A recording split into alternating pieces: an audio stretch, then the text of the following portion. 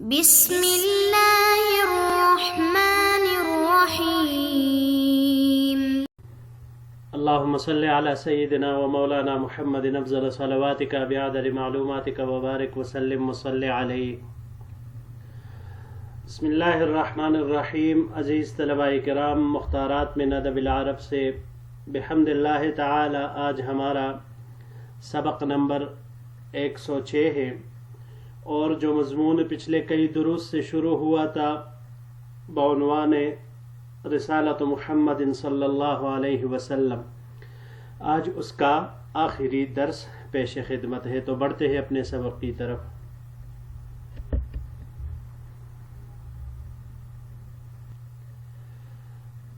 پچھلے سبق میں ہم نے پڑھا تھا جی کہ آپ صلی اللہ علیہ وسلم نے اپنے فقر اور کمزوری کے باوجود کس طرح دلائل کے ذریعے سے ان لوگوں سے جنگ کیا، اور نصیحت کے ذریعے آپ صلی اللہ علیہ وسلم ان کو پکڑتے، یعنی ہمیشہ دائماً آپ صلی اللہ علیہ وسلم ان کو نصیحت کرتے، توبیخ اور زجر بھی کبھی کر دیتے، پچھلے اقوام کے قصص کے ذریعے سے عبرت کے نمونے ان کو دکھاتے، ان کو اس پر تنبیہ فرماتے، اور آپ صلی اللہ علیہ وسلم اس کے ساتھ ساتھ مواعظ حسنہ آپ صلی اللہ علیہ وسلم ان کے سامنے پیش کرتے۔ تو آپ صلی اللہ علیہ وسلم کی شخصیت وہ بیک وقت ایک بادشاہ کی بھی تھی کہ جو اپنے اوامر اور نواہی کے قائم کرنے میں ایک عادل ہو، ایک باپ کی بھی تھی جو کہ اپنے اولاد کی تربیت کرنے میں حکمت والا ہو اس شخص کی طرح، اور اسی طرح اپنے اولاد کے شدید حریص، ان کے مخلص مصلحتوں پر رہے۔ اس کے علاوہ آپ صلی اللہ علیہ وسلم کی شخصیت ایسی تھی جو باوجود، یعنی ایسے شخص کی جو سختی کے باوجود بھی وہ محبت کرنے والا ہو اور اپنے وہ غلبہ میں رحم کرنے والا ہو۔ اس کی مثال پھر بعد میں آپ صلی اللہ علیہ وسلم نے فتح مکہ کے موقع پر وہ دکھا بھی دی پوری دنیا کو۔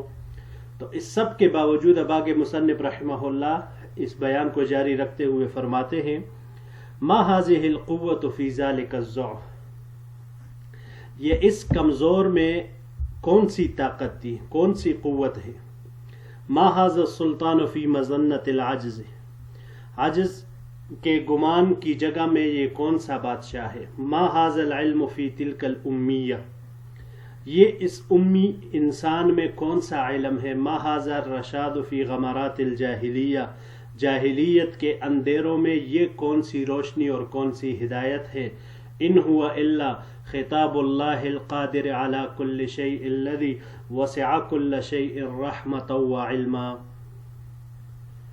یہ محض اس اللہ تعالی کا جو کہ ہر چیز پر قادر ہے اور ہر چیز کا اپنے رحمت اور علم کے ذریعے سے احاطہ کیا ہوا ہے، یہ اس اللہ کا خطاب ہے۔ ذالک امر اللہ الصادع یقرع الاذان، یہ اس اللہ کا کلام ہے جو کانوں کو کٹکھٹاتا ہے۔ ویشق الحجب، پردوں کو چاک کرتا ہے۔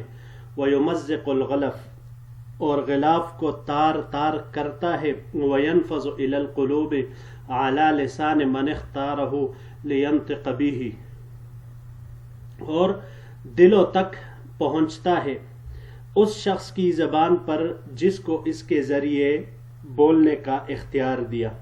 واختصہ بذلک وہو اضعف قومہ، اور آپ صلی اللہ علیہ وسلم کو اس کے ذریعے خاص کیا، یعنی خصوصیت بخشی، حالانکہ آپ صلی اللہ علیہ وسلم اپنے قوم میں سب سے کمزور تھے۔ لیقیم من ھذا الاختصاص برہانا علیہ بعیدا عن الظن بریئا من التہمہ لاتیانہ علی غیر المعتاد بین خلقہ، تاکہ وہ اس اختصاص کے ذریعے گمان سے دور رہتے ہوئے تہمت سے بری ہو کر مخلوق کے درمیان غیر معتاد چیز کو لانے سے دلیل یا دلائل قائم کرے۔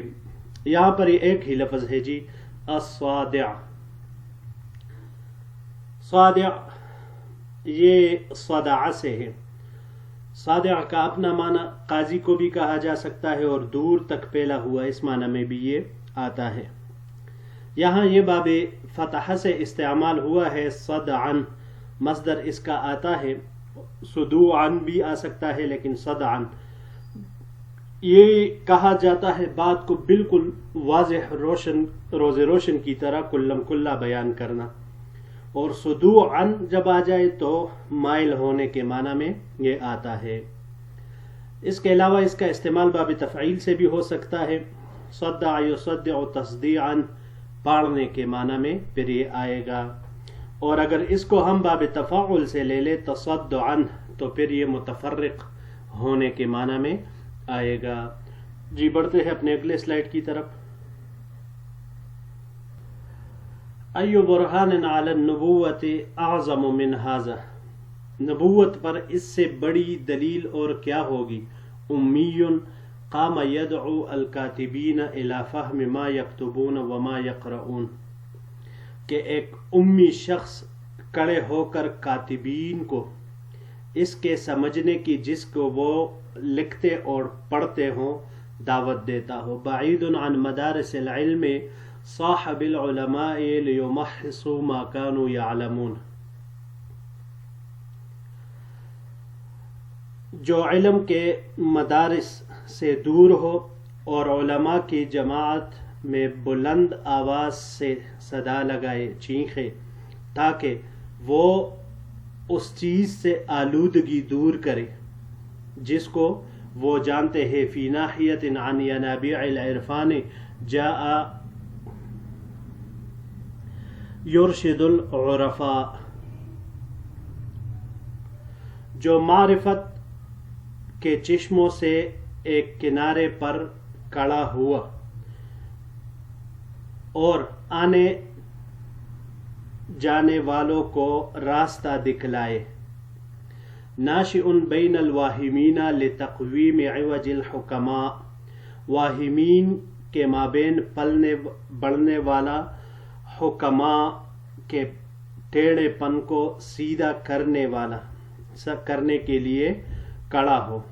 غریب فی اقرب الشعوب الی سذاجۃ الطبیعۃ، لوگوں کی جماعت میں بالکل اجنبی، انتہائی سادہ طبیعت والا.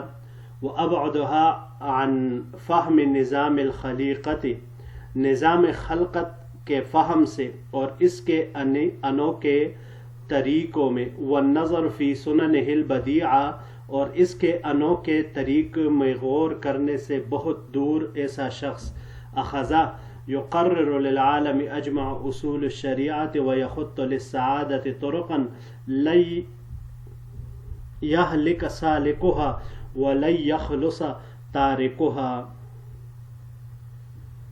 پورے عالم کے لیے ایسے اصول مقرر کرنے لگتا ہے اور سعادت کے لیے ایسا راستہ تیار کرتا ہے یا ایسے راستے تیار کرتا ہے جن پر چلنے والا ہرگز ہلاک نہیں ہوگا اور اس کو چھوڑنے والا ہرگز چھٹکارا نہیں پائے گا. جی یہاں پر یہ چند الفاظ ہے. پہلا اس میں سے لیمحص، محصہ باب فتح سے محصن مصدر اس کا آتا ہے باغ جانے کے معنی میں. یہاں پر یہ باب تفعیل سے استعمال ہوا ہے. جب باب تفعیل سے ہم اس کو لیں گے محص یمحص تمحیصا تو آلودگی دور کرنے کے معنی میں یہ پھر آئے گا. اگلا لفظ ہے جی ینابیع، اس کا مفرد ینبوع، چشمے کو کہا جاتا ہے. یہ باب نصارہ سے نبعن یہ بھی آ سکتا ہے اور نبوعن مصدر بھی اس کا باب سمعہ اور کرمہ سے، باب نصارہ سمعہ کرمہ سے تینوں سے ایک مصدر آتا ہے. چشمے سے نکلنا اس معنی میں یہ آتا ہے. الشعوب، الشعب اس کا مفرد ہے، یہ مصدر ہے. یہ لوگوں کی ایک جماعت کو کہا جاتا ہے، شگاف کو کہا جاتا ہے، بڑا قبیلہ وہ بھی کہلاتا ہے. باب فتح سے جب اس کو لیا جائے شعبن، یہاں پر یہ باب فتح سے استعمال ہوا ہے جمع کرنے کے معنی میں آئے گا یہ. باب تفعیل سے اگر اس کو لیا جائے تشعیبن، ہمیشہ کے لیے جدا ہونے کے معنی میں پھر یہ آئے گا. سجاجت یہ سادگی کو کہا جاتا ہے. جی پڑھتے ہیں اپنے آخری سلائیڈ کی طرف. ما هذا الخطاب المفہم، یہ لاجواب کر دینے والا خطاب کیا ہے. ما ذلك الدلیل الملزم، وہ لگام دینے والی دلیل کون سی ہے. اقول ما هذا بشرا ان هذا الا ملک کریم، کیا میں یہ کہوں کہ یہ تو کوئی بشر نہیں ہے بلکہ یہ تو کوئی کریم فرشتہ ہے. لا اقول ذلك، نہیں میں یہ نہیں کہوں گا. ولكن اقول كما امره الله ان يصف نفسه ان هو الا بشر مثلكم يوحى اليه، لیکن میں ویسے ہی کہوں گا جیسے اللہ تعالی نے ان کو حکم دیا کہ اپنی صفت اس طرح بیان کرے کہ نہیں ہے وہ مگر تمہاری ہی طرح ایک بشر جن کی طرف وحی کی جاتی ہے. نبی صدق الانبیاء، ایک ایسے نبی جنہوں نے تمام انبیاء کرام کی تصدیق کی. ولیکن لم یأت فی الاقناع برسالته بما یلہی الابصار او یحیر الحواس او یدہش المشاعر، لیکن اپنی رسالت کے ذریعے قناعت کرتے ہوئے وہ چیز نہیں لائے جو آنکھوں کو خیرہ کر دے یا حواس کو حیران کر دے یا جذبات کو دہشت میں مبتلا کر دے. ولیکن طالب کل قوت بالعمل فیما اعدت له، لیکن ہر قوت جو اس عمل کے لیے تیار کی گئی تھی کو عمل کے ذریعے سے طلب کیا. واختص العقل بالخطاب، عقل کو خصوصیت دی خطاب کے ذریعے. وحاکم الیہ الخطاء والصواب، اور خطا اور ثواب کا محاکمہ اسی عقل کے سپرد کیا. وجعل فی قوت الکلام وسلطان البلاغت وصحت الدلیل مبلغ الحجہ، کلام کی قوت، بلاغت کی بادشاہت اور دلیل کی صحت میں حجت کی انتہا کی. وآیت الحق الذی، اور اس حق کی آیت، یہ آپ صلی اللہ علیہ وسلم کے اس قرآن کے متعلق، لا یأتیہ الباطل من بین یدیہ ولا من خلفہ، کہ قرآن کریم وہ کتاب ہے کہ جس میں غیر واقعی بات نہ اس کے آگے کے طرف سے آ سکتی ہے اور نہ اس کے پیچھے کی طرف سے. تنزیل من حکیم حمید، نازل کردہ ہے یہ ایک حکیم اور قابل ستائش ذات کی طرف سے، حکیم اور محمود ذات کی طرف سے. یہاں پر دو الفاظ ہیں جی. پہلا اس میں سے المفہم، فہم سے ہیں، باب فتح سے فہمن. یہ اس وقت کہا جاتا ہے جب انسان جواب دینے سے عاجز آ جائے، سکوت اختیار کر لے، بالکل ساکت ہو جائے. یہاں یہ باب افعال سے استعمال ہوا ہے. افہم یفہم افہامن، دلیل دے کر کسی کو خاموش کر دینا، اسے کہا جاتا ہے. مشاعر، یہ جذبات کو کہا جاتا ہے. ہاں مفہم، یہ نصارہ سے بھی اس کو استعمال کر سکتے ہیں. فحومن باب نصارہ سے ٹہرنے کے معنی میں، اور یہی فحومن باب کرومہ سے فحومن فحامتن یا فحومتن، کالا ہونے کے معنی میں یہ آتا ہے باب کرومہ سے. اور اس کے علاوہ تفحیمن باب تفعیل سے یہ کالا کرنے کے معنی میں آتا ہے.